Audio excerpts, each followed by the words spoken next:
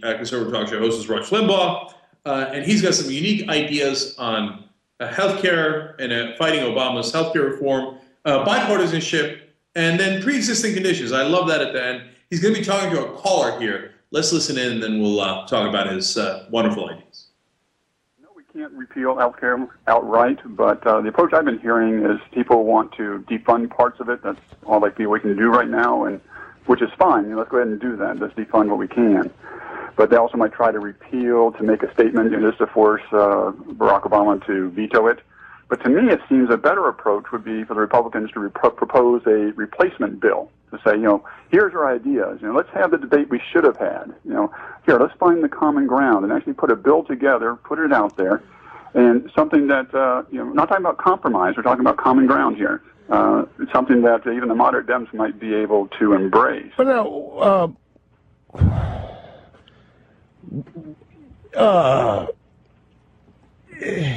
okay, we got the Democrat health care bill, all right? We know what it is. Correct. Would you tell me what in it you want to compromise with? What part of it do you want to keep? Well, there's things like, once you have your insurance that if you get sick, you can't be canceled. Things like that. There's some things that not necessarily what's in that bill that we want to keep, but we do know that there can be improvements to health care, so let's put out ideas. But you don't accept their premise, and look at that is the fastest way for Republicans to squander everything they've won is to start talking about, well, let's repeal and replace. Let's tinker around the margins of this thing. We have a pretty good framework here. We know that health care needs to be reformed. Let's find some things in this boondoggle that we like premiums going down, kids getting covered until they're 26. All of that's a bunch of BS. No premiums are going down. The idea of the pre-existing condition stuff, patience, Rush, patience. Pre-existing condition coverage is not possible. It's not insurance, it's welfare. The idea of requiring insurance companies to cover people with pre-existing conditions is a recipe for driving them out of business. The whole point of the Democrat health care bill is to drive the private sector insurance and as much of private sector health care out of business as possible so that it has no place to go other than the federal government. All right, well, there's so much to tackle there. First of all, as President Obama continues to try to reach out to these people, does it look like they're in the mood for compromise?